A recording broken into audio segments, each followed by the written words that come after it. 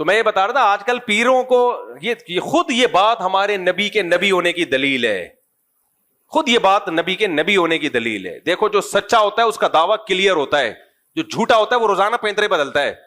مرزا غلام احمد قادیانی کے دعوے آپ اس کی کتابوں سے اٹھا کے دیکھو، روز چینج ہوتے تھے.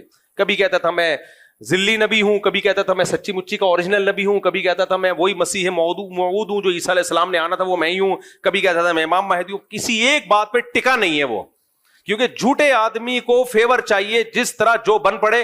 دیکھو منکرین حدیث جو پرویزی فرقہ ہے نا، مفتی رشید احمد صاحب نے ان پر ایک کتاب لکھی ہے، اس میں یہ جو پرویز تھا نا جو جس نے حدیث کا انکار کیا ہے، ایک جگہ اس نے دعویٰ کیا کہ حدیث سرے سے حجت ہی نہیں ہے، دوسری کتاب میں حضرت نے اس کا قول نقل کیا ہے، دعویٰ کیا کہ حدیث حجت تو ہے لیکن جن ذرائع سے ہم تک پہنچی وہ قابل اعتماد نہیں ہے.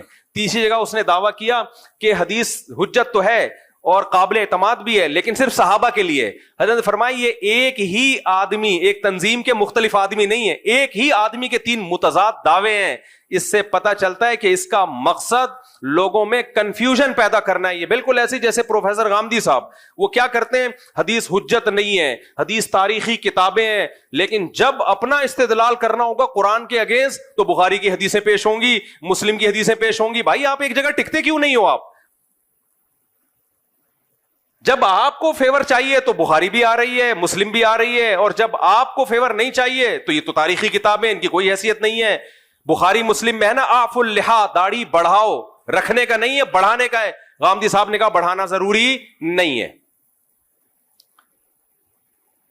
صحیح مسلم، بخاری مسلم میں عیسیٰ ابن مریم آسمانوں پہ ہیں. لَيُوشِكَنَّ أَن يَنزِلَ فِيكُمُ ابْنُ مَرْيَمَ حَكَمًا وَعَدْلًا. پورے عربی الفاظ پڑھ کے سنا رہا ہوں میں. ضرور بھی ضرور تم پر عیسیٰ ابن مریم آسمان سے نازل ہوں گے. بخاری میں بھی ہے، مسلم میں بھی ہے، حدیث کی تمام کتابوں میں ہے. فَيَكْسِرُ الصَّلِيبَ، صلیب کو ختم کر دیں گے. وَيَقْتُلُ الْخِنزِيرَ، دنیا سے خنزیر کا خاتمہ کر دیں گے. وَيَضَعُ الْجِزْيَةَ، اور جہاد میں جزیے کو ختم کر دیں گے. اتنی واضح حدیث، لیکن جب جناب غامدی صاحب کے سامنے جاتی ہے کہتے ہیں حدیث تاریخی کتابیں ہیں. تو یہ بھائی ایک جگہ آپ ٹک نہیں رہے ہو. جب میں بھی کینیڈا امریکہ میں تھا نا تو ایک خاتون بڑی اگریسو ہوئی تھی. غامدی صاحب کا کلپ سنا، آپ کیا چار چار شادیاں کرتے رہتے ہو، یہ تو غزوہ احد میں بچیاں شہید ہو گئی تھیں، وہ سارے کچھ لوگ شہید ہو گئے تھے تو بچیاں یتیم ہو گئی تھیں، ان کے لیے اسلام نے کہا 4 کرو. میں نے کہا محترمہ، ان کو تو جواب نہیں دیا، میں نے کہا میں جا کے جواب ریکارڈ کرواؤں گا کہ یہ آپ نے پروفیسر غامدی صاحب کی دلیل سنی ہے. قرآن میں صاف طور پر 4 شادیوں کا تذکرہ ہے.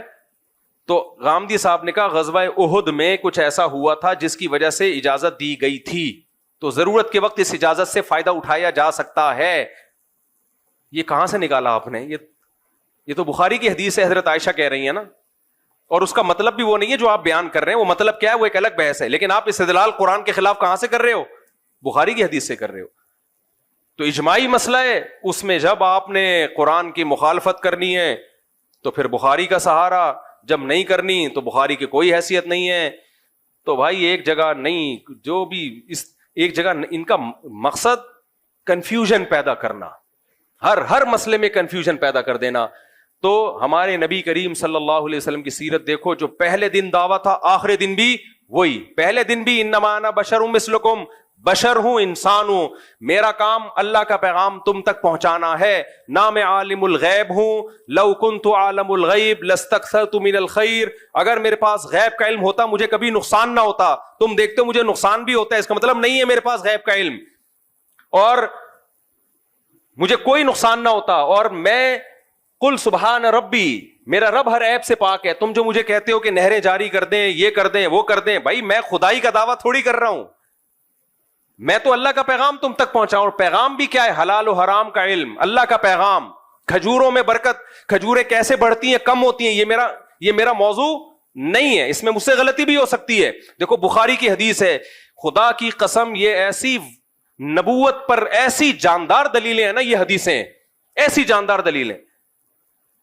جب بھی کوئی شخص جھوٹ بولتا ہے نا وہ اتنا کلیئر نہیں ہوتا، اتنا صاف نہیں ہوتا. وہ صحیح بخاری کی حدیث ہے، نبی کریم صلی اللہ علیہ وسلم فجر کی نماز پڑھانے کے لیے آئے، اقامت ہو چکی تھی.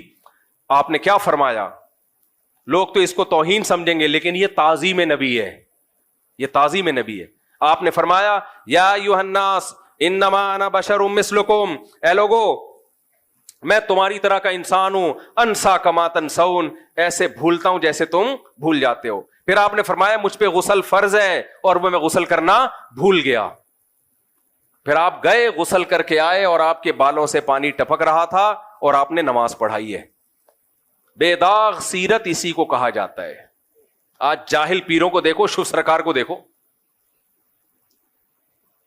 इन जाहिल पीरों को देखो, ये अपने बारे में, ये तो इनसे, और ये जितने इस टाइप के और बहुत सारे पीर हैं, कोई एक नहीं है, वो तो शुफ तो मशहूर हो गया।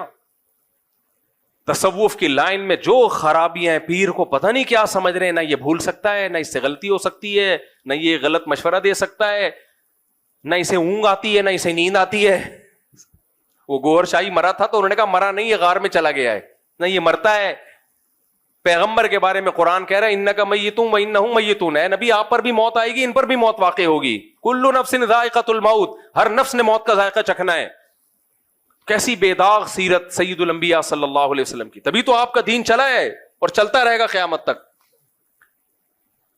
तो खैर मैं ये अर्ज कर रहा था कि ये जो इल्म है ना, खजूरों में कैसे बरकत होती है, इस इल्म, ये वो इल्म नहीं है जिसकी बेस पर इंसान को वो फजीलत मिलती है जिस पे वो फरिश्तों पे मकाम ले गया। हाँ, इसकी अपनी अलग से फजीलत है, क्योंकि अगर पता ही नहीं चलेगा पैदावार में इजाफा कैसे हो रहा है तो हम सब भूखे मर जाएंगे। लेकिन ये जो इंसान को, एक छोटी सी मिसाल दूं ना, मैं अक्सर वाकया सुनाता हूं। एक आदमी, एक मौलाना साहब थे, वो किश्ती में बैठे तो उन्होंने मल्लाह से पूछा कि तुमने दीन का इल्म हासिल किया? उन्होंने कहा नहीं। उन्होंने कहा कमबख्त, तूने आधी जिंदगी बर्बाद कर दी अपनी। आगे जब कश्ती डूबने लगी तो उन्होंने कहा मौली साहब आपको तैरना आता है? उन्होंने कहा नहीं। कहा तो पूरी बर्बाद कर दी आपने। समझ लो, तो उस इल्म की अहमियत का इनकार नहीं है। मेडिकल साइंस का इल्म भी जरूरी है, खजूरें कैसे ज्यादा पैदावार, ज़राअत का इल्म भी जरूरी है, लेकिन मेरे भाई जो फजीलत जिस बेस पे मिलेगी वो इल्म है जो पैगंबरों के पास होता है। और आजकल वो इल्म मार्केट से क्या हो रहा है, शार्ट, डॉक्टर इंजीनियर बनाने पे पूरा जोर लगाया हुआ है, और हलाल और हराम का तहारत तक के मसाइल नहीं आते। तबलीग वाले एक दफा गए तो उन्होंने कहा, यूनिवर्सिटी के तालिब साहब ने पूछा कि गुसल के कितने फर्ज हैं? उसने कहा 3 फर्ज हैं। ये बड़े खुश हुए कि चलो यार, कौन कौन से? कहने तौलिया, साबुन और बाल्टी। खवातीन को हैज व नफास के मसाइल मालूम नहीं है, मर्दों को नमाज के मसाइल मालूम नहीं है, सद्दा साहब कब वाजिब होता है, ज़कात कब फर्ज होती है, रमजान का रोजे के हकाम क्या है, हज के हज में जाके ऐसे ऐसे काम उल्ट पटांग किस्म के कर रहे होते हैं, आदमी हैरान होता है भाई ये क्या कर रहे हो, थोड़ा सा तो पढ़ लेते। तो एक इल्म वो होता है जो अल्लाह तक पहुंचने का जरिया है। फिर अच्छा इंसान किसे कहते हैं अल्लाह की नजर में? अच्छा तौहीद क्या है यही नहीं पता बहुत से लोगों को।